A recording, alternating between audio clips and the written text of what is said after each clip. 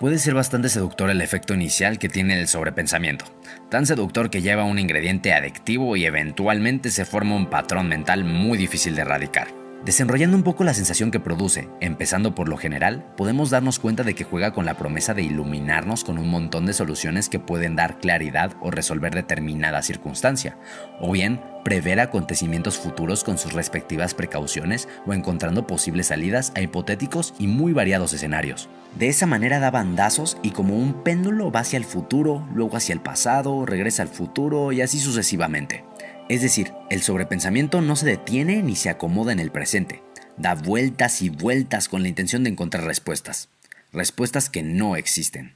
Esto podrías objetarlo y decir, ¿y qué pasa cuando estás resolviendo un problema, analizando alguna situación o creando algo que pueda clasificarse como positivo? Y mientras lo haces, estás completamente presente y enfocado en la acción. Bien, en principio tendrías toda la razón, solo que entonces no estaríamos hablando de sobrepensar. Más bien se trataría de un razonamiento sano, de un pensamiento constructivo, enfocado con cierta estructura efectiva y que apunta a un objetivo claro sin caer en la ilusión o fantasía. Y no queda ahí la cosa. La mayor y más importante diferencia radica en que ese o esos pensamientos constructivos operan dentro de una acción, incluso complementan a esa acción.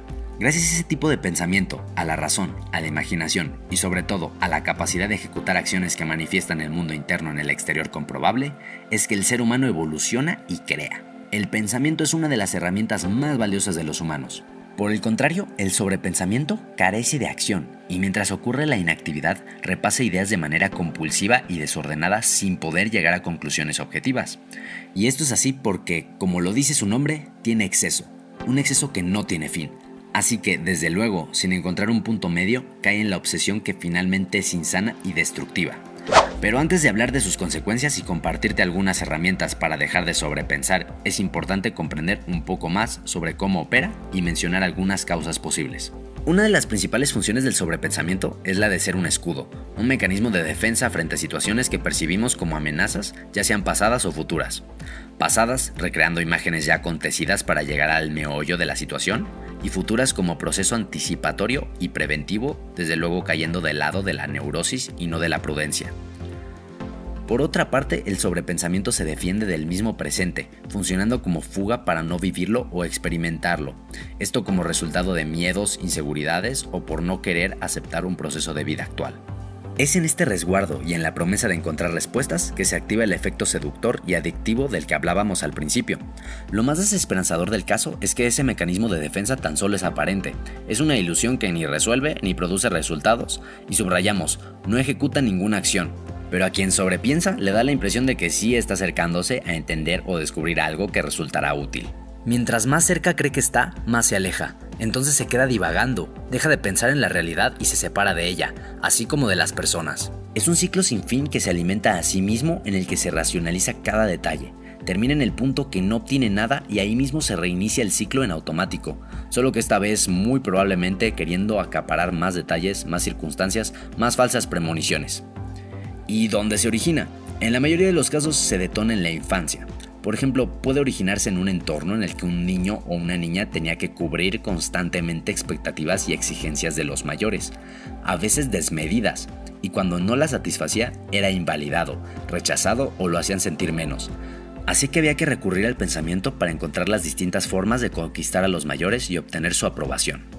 Otro ejemplo es la dinámica familiar inestable en el que la niña o el niño intentaba llegar a soluciones para corregir el sistema y lograr que las personas que más ama no sufran, contemplando diferentes maneras de hacer sentir bien a uno o varios miembros y pensando en los métodos para lograrlo. Y un ejemplo más, también puede originarse después de alguna o algunas experiencias traumáticas o temporadas dolorosas de las cuales más adelante, a través de la sobreracionalización y de visibilizar las distintas aristas de una situación, una persona se quiere blindar y proteger.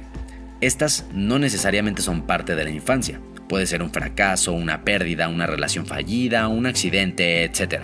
Las consecuencias del sobrepensamiento pueden ser fatales. Caer en su seducción y confiar demasiado en él perjudica la calidad de vida en todas sus áreas.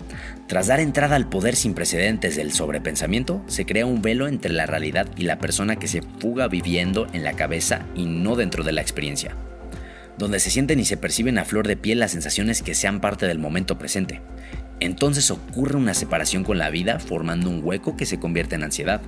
Esta ansiedad es una de las facturas más costosas que tienen que pagarse por sobrepensar, ya que repercute en muchos aspectos. Paraliza, nubla la visión, deprime, aísla, provoca insomnio, interpreta como negativas la mayoría de las cosas, imagina escenarios catastróficos, destruye el sentido de vida, despierta la ira y siendo tan devastadora, produce más sobrepensamiento que aumenta su intensidad. En este estado en el que la mente está obsesionada pensando las emociones en total desequilibrio y como resultado con hábitos autodestructivos, la capacidad de relacionarse, el rendimiento en el trabajo, la ejecución de pequeñas tareas del día y vivir conforme a la versión esencial de sí mismo, se verá muy pero muy limitado. En resumen, y es con lo que hay que quedarse, el sobrepensamiento priva de la vida y separa de la experiencia de estar en la realidad. A continuación, te compartimos 4 herramientas para dejar de sobrepensar. 1. Desconfía del sobrepensamiento. Cuando esté iniciando y te seduzca para que le des rienda suelta, obsérvalo y no cedas. Duda de sus aparentes beneficios, eso ayudará para que puedas soltarlo desde el principio y no dejar que crezca. Una manera simple de hacerlo será identificando si los pensamientos ocurren dentro de la acción y si la complementa o ayuda a que sea mejor, lo cual nos lleva al siguiente. 2. Regresa tu atención a la acción. Ya sea que estés empezando a sobrepensar o ya lleves algún rato haciéndolo, la manera de cortar el sobrepensamiento es enfocándote en una acción. Hacerlo requiere que te sumerjas en la acción, es decir, que no la analices ni la interpretes y más bien la experimentes viviendo el proceso de la ejecución y sus respectivos pasos. Puede y es probable que regrese e intente colarse otro pensamiento, pero ya sabes que la vía será regresar la atención hacia la bendita acción. Esto aplica de manera instantánea, pero también si te encuentras en un periodo de inactividad viviendo en la cabeza. El antídoto es la acción. 3. No batalles contra el pensamiento cuando entre. Habitúate a tener una postura mental de observación de los pensamientos, es decir, de hacer el ejercicio de darte cuenta de ellos y nada más, sin pelearte y sin rechazarlos. De otra manera, aumentará su intensidad. 4. Meditar. Desde luego la práctica oral o el entrenamiento que facilitará regresar al presente, enfocarse en la acción, disfrutar las relaciones sin sobreanalizar, sentir la experiencia de vida y conocer cómo observar el pensamiento sin engancharse, es la meditación.